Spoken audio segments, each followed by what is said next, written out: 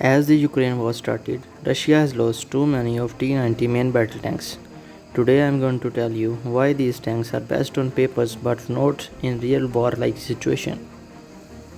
Here is the introduction of T-90 main battle tanks.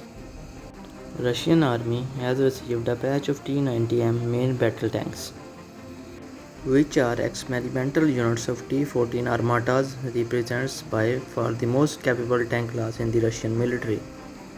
The outbreak of Russian-Ukrainian War in February, the Russian Defense Ministry had planned the acquisition of approximately 600 T-90 main battle tanks. The bulk of those would be developed by modernizing older T-90 already in service. The tank first entered in the Russian army in April 2020, after testing was completed 2 months prior, with notable features including integration of new gun and fire control system. The tank is not only far more survivable, but also maintains much better situational awareness, particularly due to its network, centric warfare capabilities and area of modern thermal sights. Here is the footage of some of the T-90 units lost by Russia during war with Ukraine.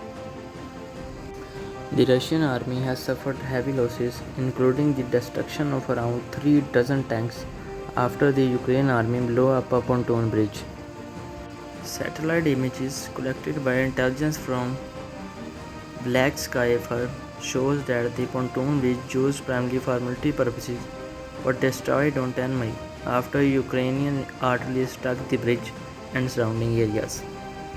Head of Ukrainian Regional Military Administration said that Russian army created a bridge to transfer military gear and personnel, but our pontoons were destroyed along with the equipment and troops.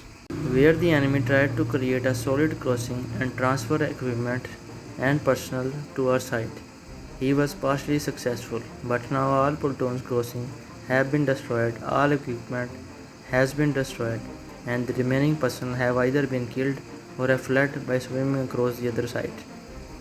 According to estimate by Forbes, around 50 vehicles and up to 1,000 troops were caught by Ukrainian artillery and were destroyed, effectively taking out an entire battalion in what would be a major blow to Russian army.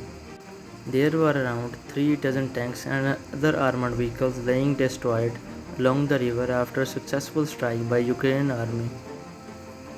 The US Defense Department on Tuesday said that the movement of Russian ground forces in Donbass is slow and uneven. According to British Army intelligence, Russian forces are reportedly likely to redeploy after replenishing the losses to the eastern bank of Donetsk River. Meanwhile, the war drags on. Ukraine has offered the first proposal of its kind to seek negotiation for a prisoner swap. Ukraine has offered the release of Russian prisoners of war in exchange for the severely hurt fighters trapped.